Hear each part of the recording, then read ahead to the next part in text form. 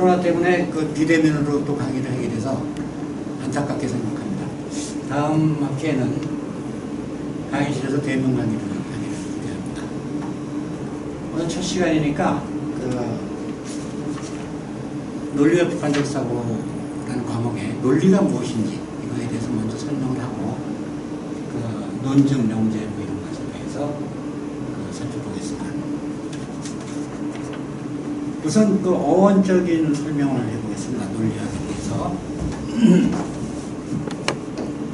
논리학이 영어로 어떻게 되죠? 얘기할 사람이 없구만. 마직이라고 하죠. 마직. 이게 어디서 나온 단어예요? 힐라버의 로고스에서 나온 단어예요. 로고스는 무슨 뜻이에요? 로고스는 저기 적어놨잖아.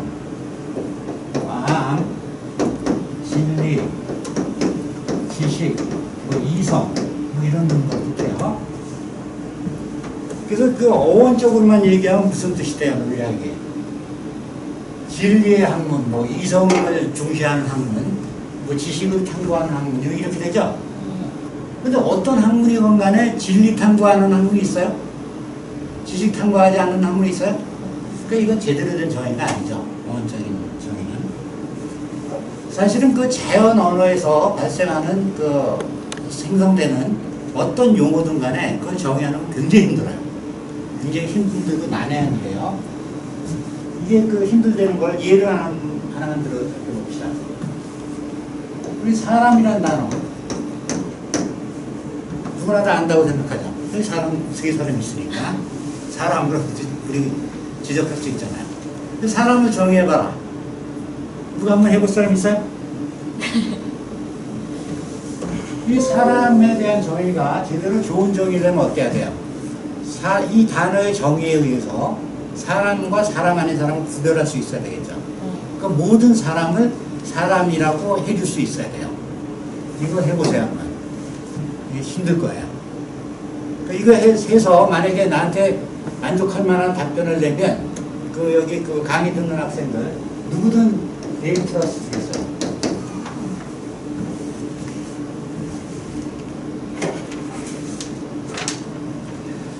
자, 그래서 사실 논리학이라는 단어를 아주 명확하게 정의 내리는 걸 거의 불가능해요. 왜냐하면 논리학이라는 학문이 2500년 이상 역사를 가지고 있어요. 그동안에 계속 변화하고 발전하고 이래왔거든요.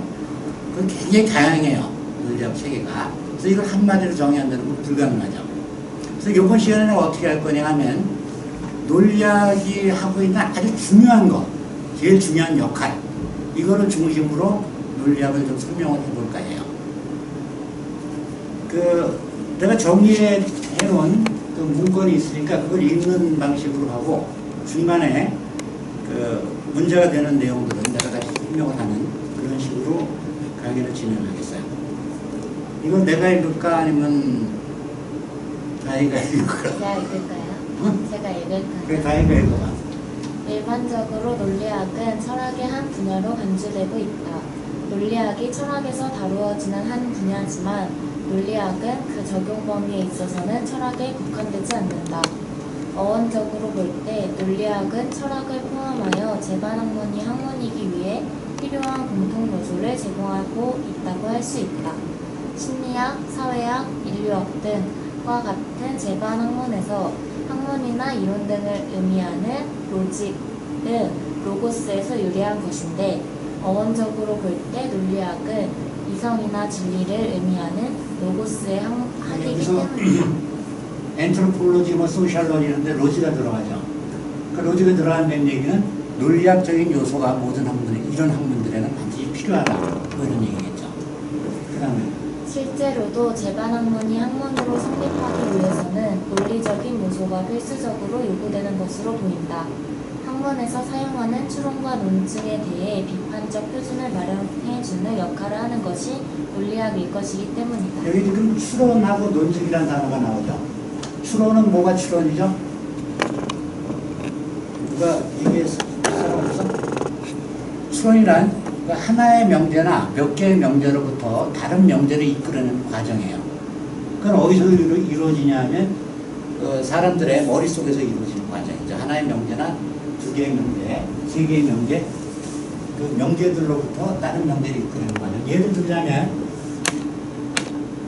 타이가 모든 사람은 죽는다라는 명제를 믿고 있다고 합시다.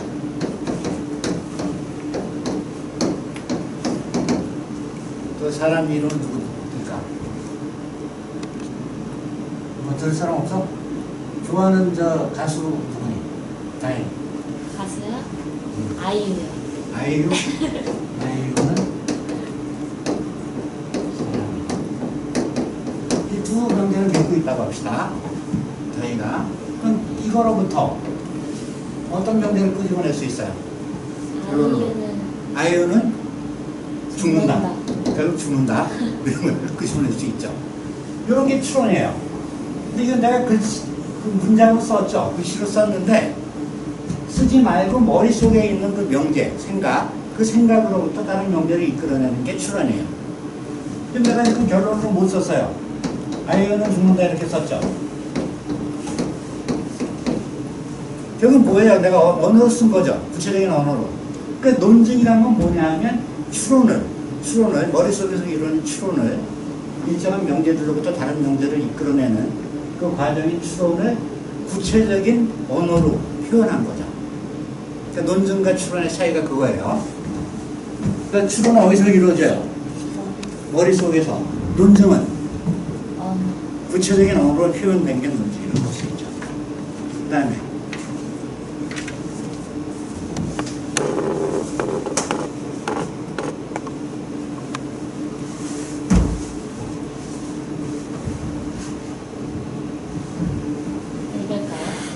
이거 논리학의 적용 범위는 합리적인 탐구를 목적으로 하는 재반 학문만이 아니라 인간 생활의 모든 영역에 걸쳐 있다고 할 수 있다. 논리학에서 가장 중요하게 다루어지는 것이 논증인데 학문 영역만이 아니라 인간 생활의 거의 모든 부분에서 우리의 판단이나 의사결정 등의 행위들은 논증에 근거하고 있다 해도 과언이 아닐 것이기 때문이다. 과학과 같은 전통 학문에서의 이론이나 학문적 주장들과 같은 학문적 행위들은 논증에 근거하고 있다. 한 예로 동물학에서의 복지는 새가 아니라 포유동물이다 라는 판단은 조류와 포유동물에 대한 이론들을 전제로 유도된 결론이라 할 수 있다. 여기 전제하고 결론 나오죠. 전제하고 결론. 나중에 이제 그거 다시 배우게 될 거예요. 배우게 되는데 추론의 다른 명제들부터 추론된 명제가 뭐예요? 아이유는 죽는다죠? 이런 게 결론이에요. 그 다음에 추론의 바탕이 된 그 기본 명제들, 그게 전제들이죠. 나중에 이건 배울 거예요. 그 다음에 학문에서와 마찬가지로 일상생활에서 행해지는 대부분의 언어 행위들도 비록 많은 경우 숨겨진 형태이긴 하나 논증의 형태를 취하고 있다. 한 예로 유명한 국가대표 축구 선수가 페널티킥을 실축하는 것을 보고 축구 경기를 관람하던 한 사람이 괜찮아, 그럴 수 있지 라고 말했다면 그의 말은 기계가 아닌 인간은 누구나 실수할 수 있다는 일반론이나 페널티킥의 성공 확률에 대한 통계 자료와 같은 그가 가지고 있는 믿음들로부터 추론된 결론일 것이다. 또한 한 사람이 그 설렁탕집의 설렁탕 맛은 별로야 라고 말했다면 그의 말은 설렁탕집에서 설렁탕을 먹었던 과거의 경험들이나 주위 사람들로부터 들은 평가로부터 추론된 균합적 결론일 것이다. 이게 뭐 균합적 결론 뭐 이런 얘기 나오죠. 나중에 우리가 배우게 되겠지만 논증을 평가하는 두 가지 기준이 있어요. 하나는 타당성이라는 기준이고 하나는 이제 개연성이라는 기준인데 개연성에 의해서 결론을 끌어내는 거, 그걸 균합적 결론이라고 해요. 나중에 우리 배울 거예요, 이거.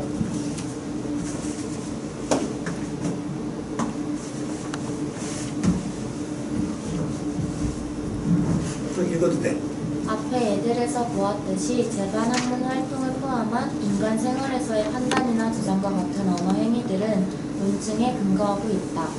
또한 사상에서 다루어지겠지만 논리학은 좋은 논증과 나쁜 논증을 구별하는 비판적이고 합리적인 표준을 제공한다.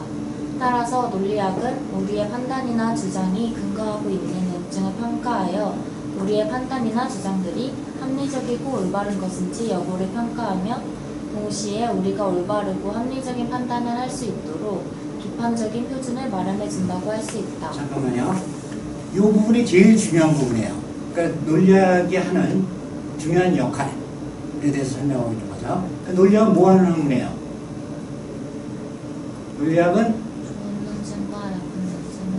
좋은 논증과 나쁜 논증을 구별하는 비판적이고 합리적인 기준을 마련해 준다는 얘기죠. 그래서 그 기준에 따라서 구체적인 논증이 있을 때 이 논증이 좋은 논증인지 나쁜 논증인지 그걸 평가해 주는 그런 학문이라는 얘기예요. 그 다음에 하나의 예를 통해 이에 대해 살펴보겠다.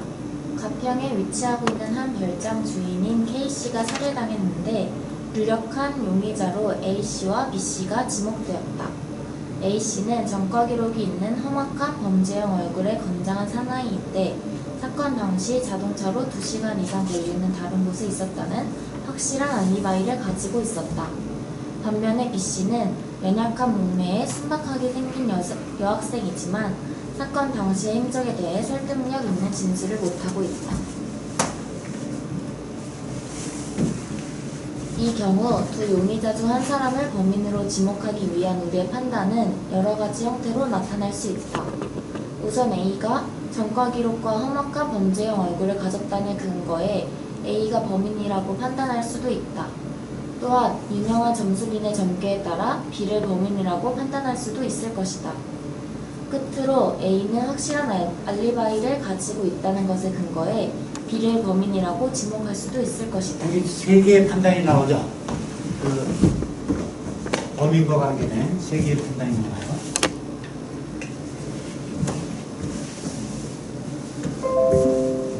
첫 번째 판단은 어떤 판단이었죠? 전과 기록과 험악한 범죄형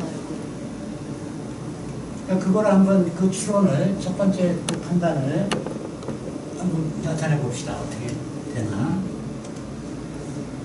여기 쓰면 분명히 젖어서 안 나오겠지? 네. 이쪽에서 써야 되겠지? 네. 첫 번째 판단은 용의자가 A나 B 둘밖에 없으니까 A나 B가 범인이다. 이건 이런 얘기죠. 그렇죠? 근데 A는 어땠어요? 첫 번째 판단에서 A는 전과 기록이 있어요. A는 전과 기록과 험악한 얼굴이라고 있죠. 험악한 얼굴. 그래서 이 두 개로부터 뭘 끌어냈어요? A가 범인이다. 이렇게 끌어낸 거죠. 자, 두 번째 판단은? 두 번째 판단은 마찬가지죠.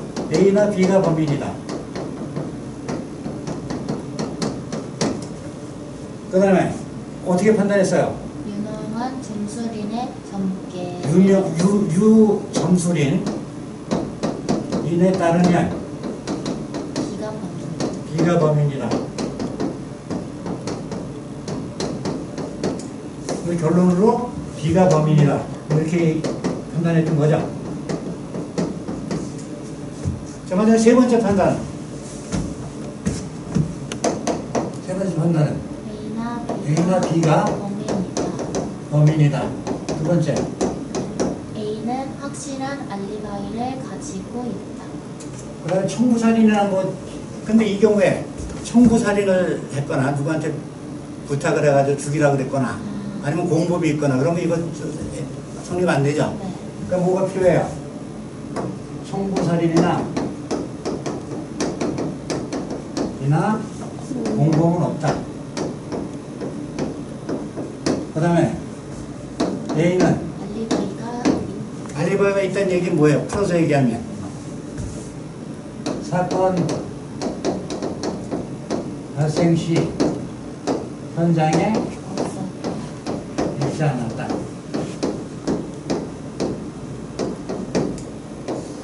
그럼 누가 범인이에요? B가 범인이다. 이렇게 판단했던 거죠. 자, 이게 첫 번째 판단이에요. 이게 두 번째 판단이고, 여기 세 번째 판단이고. 자, 첫 번째 판단은 뭐에 근거한 거예요, 이건? A가 범이라고 한 건 전과 기록이랑 전과 기록하고 험악한 얼굴, 그러니까 어떤 개인적인 사견, 뭐 이런 거에 입각한 판단이죠.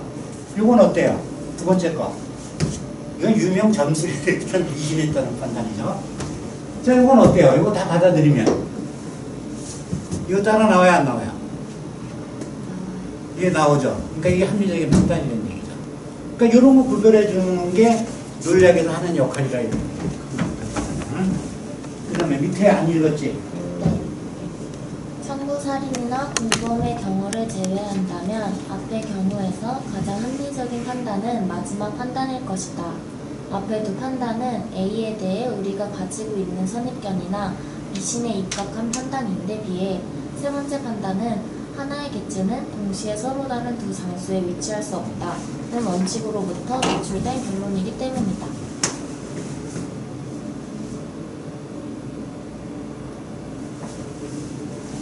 지금부터는 기존의 책들에 나와 있는 논리학의 정의에 대해서 몇 가지만 살펴보겠어요. 1번부터 읽어봐. 1. 논리학이란 사유의 형식과 법칙들을 다루는 학문이다. 이건 박종홍이라는 양반이 있는데 들어본 사람? 박종홍 씨. 돌아가신 지 오래되신 분이에요. 근데 이게 우리나라의 서양 철학을 처음으로 소개한 사람이라고 보시면 굉장히 중요한 사람이죠. 한국의 철학사로 볼 때. 근데 이분의 책에 일반 논리학이라는 책이 있어요. 일반 논리학이라는 책. 이 책에 나오는 정의예요. 논리학에 대해서. 근데 이거 좋은 정의 같아요? 안 좋은 정의 같아요? 이 양반은 어떻게 정의를 내렸어요? 사유의 형식과 법칙들을 다룬 학문이라고 했죠?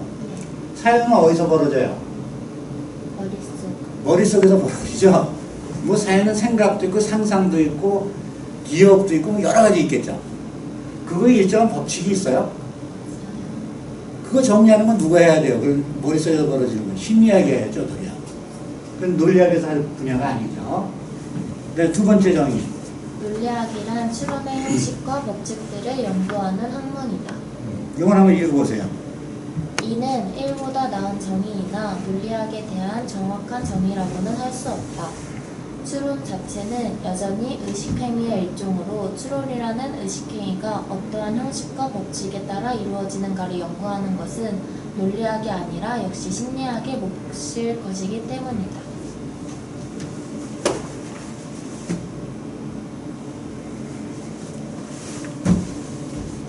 자, 세 번째도 한번 읽어보세요. 3. 논리학이란 올바른 추론과 올바르지 않은 추론을 구분해내기 위해 사용하는 방법들과 원칙들에 관해 연구하는 학문이다. 추론이 아까 뭐라 그랬죠, 내가? 추론이 머릿속에서 일정한 명제들로부터 다른 명제를 이끌어내는 과정이 추론이라고 그랬죠. 그래서 이 추론이 잘된 추론이냐, 잘못된 추론이냐, 이거 밝히는 게 논리학에서 하는 일이다. 이런 얘기예요. 이런 얘기인데, 이거 굉장히 좋은 정의라고 볼 수가 있어요. 내가 아까 뭐라 그랬어요? 추론을 구체적인 언어로 표현한 게 뭐가 되죠? 구체적인 언어로 표현한 게. 논증이 뭐라 그랬어요? 논증이 추론을 구체적인 언어로 표현한 거라 그랬죠. 그러니까 결국 좋은 논증과 좋지 않은 논증을 구별하는 방법에 대한 학문이다. 뭐 이런 얘기니까 비교적 좋은 정의라고 할 수 있죠. 그건 어빈 코피라고 아주 유명한 논리학자예요. 논리학자가 논리학 개론이죠. 논리학 개론에서 내린 정의예요. 한번 읽어봅시다. 3은 Introduction to Logic에서 코피가 논리학에 대해 내린 정의이다. 3은 1이나 2보다 나은 논리학의 정의이다. 왜냐하면 논리학의 주된 기능은 완성된 논증이 타당한가의 여부를 결정하는 데에 있기 때문이다. 그러나 3은 논리학을 오직 좋은 추론과 나쁜 추론을 구분하는 학문으로만 국한시키고 있고 의식행위의 일종이라고 할 수 있는 추론이라는 개념에 의존하여 논리학을 정의하고 있다는 문제점을 내포하고 있다. 아리스토텔레스로부터 계산해도 논리학은 2000년 이상의 역사를 가지고 있다. 아리스토텔레스 얘기 잠깐만 합시다. 이 양반의 책 중에 오르가논이라는 책이 있어요. 오르가논 A예요. 그러니까 도구, 뭐 기관 이런 게 번역이 되죠. 여기에 명제편이라고 있어요. 이 안에 너무 모은 얘기라고 볼 수 있는데 명제편에서 논리학에 대해서 주로 많이 다루고 있죠. 그 아리스토텔레스 하면 뭐가 생각이 나요? 아리스토텔레스 하면 생각나는 거 없어요? 논리학의 아버지라고 불리죠. 이 양반이 한 제일 중요한 논리학적인 업적이 뭐예요?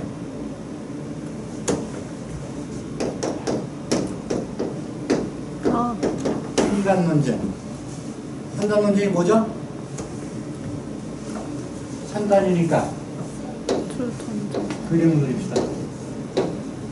이거 뭐야? 무세단이죠? 그러니까 산단 논증이에요. 그러니까 어떤 논증이에요?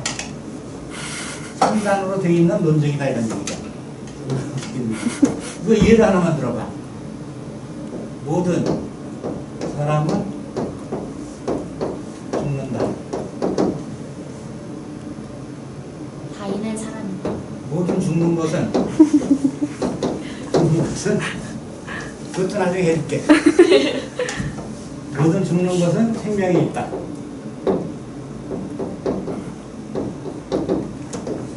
모든 사람은 생명이 있다. 이 두 개의 전제랑 하나의 결론으로 되어 있는 이런 거를 나중에 우리 배우게 되겠지만 정언명제라고 해요. 이런 것들을 모든 뭐 이런 식으로 시작하는 거. 모든 어떤 이런 걸로 시작하는 걸 정언명제라는데 정언명제로 구성된 삼단 논증을 많이 다뤘어요. 이 사람이. 이거 좋은 논증이 아니에요. 언뜻 보기에. 언뜻 보기에 좋은 것 같아요? 아닌 것 같아요? 내가 예를 적었으니까 좋겠죠. 나중에 저거 논리 배울 때 좋은 논증이라는 거 배우게 될 거예요. 왜 좋은 논증이지? 그 다음에 아리스토텔레스까지 했었죠. 아리스토텔레스로부터 계산해도 논리학은 또한 이 기간에 거쳐 논리학은 계승, 변화, 발전, 확장되어 왔다고 말해도 과언이 아니다. 따라서 잠깐만요. 사실 아리스토텔레스를 기준으로 삼는데 그 이전에도 논리학적인 발전이 많았어요. 그 소피스트들이나 이런 사람들에 대해서. 그 기간으로 따져보면 거의 뭐 2,500년 이상 된 학문이라고 볼 수 있죠. 이 기간을 통해서 계속 계승되고 변화하고 발전하고 확장되고 이래왔어요. 예를 들자면 어떤 논리 체계들이 있냐면 뭐 고전 논리라는 게 이제 주로 뭘 얘기하냐면 정언 논리라든가 명제 논리, 수론 논리 같은 걸 얘기해요. 그 다음에 뭐 메타논리는 뭐냐면 논리학에 대한 논리예요. 논리학에 대한 논리. 그 다음에 양상 논리, 뭐 시제 논리, 다치 논리 이래가지고 굉장히 많아요. 논리 체계들이. 그러니까 이런 것들을 이렇게 다양하고 변화되고 발전된 이러한 그 논리학 체계를 논리학을 하나의 단어로 정의한다. 그것이 불가능하죠. 불가능한 거예요. 그러니까 논리학에 대한 정의는 불가능해요. 그러니까 결국 논리학은 뭐라고 보면 돼요. 한 학기 동안 열심히 공부하면 논리학이 뭔지 알 수 있게 될 것이다. 그러나 내가 아까 강조했던 거 있죠. 뭘 강조했어요? 우선 4번 읽고 난 다음에 그 얘기만 맞춰봅시다. 4번. 이건 내가 정의를 내린 거예요. 이 책에서. 논리학이란 좋은 논증과 나쁜 논증을 구별하기 위한 논증을 평가하는 기준을 포함하여 명제들 사이에 성립하는 형식적 관계와 명제들로 구성된 논증의 현식과 법칙들에 대해 연구하는 학문이다. 내가 기말고사 같은 거 볼 때 논리학은 무엇인가에 대해서 써라. 그럼 이걸 그대로 복사해가지고 이런 학생들이 많이 있어요. 점수 잘 받을 것 같아요? 못 받을 것 같아요? 별로 잘 못 받아요. 이런 내가 그냥 편의상 뭐 틀린 얘기는 아니지만 이 책의 내용이랑 좀 맞고 그런 걸 위주로 내가 정의를 내는 거에 불과해요. 제일 중요한 건 뭐예요? 논리학의 가장 중요한 거. 아까 내가 강조했었죠. 여기서 강조하는 것 같은데 여기서 강조했을 거예요.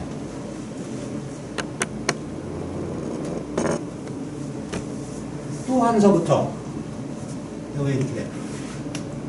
이걸 지우자.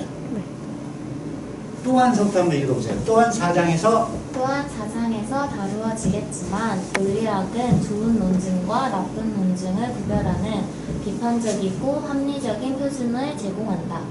따라서 논리학은 우리의 판단이나 주장이 근거하고 있는 논증을 평가하여 우리의 판단이나 주장들이 합리적이고 올바른 것인지 여부를 평가하며 동시에 우리가 올바르고 합리적인 판단을 할 수 있도록 비판적인 표준을 마련해 준다고 할 수 있다.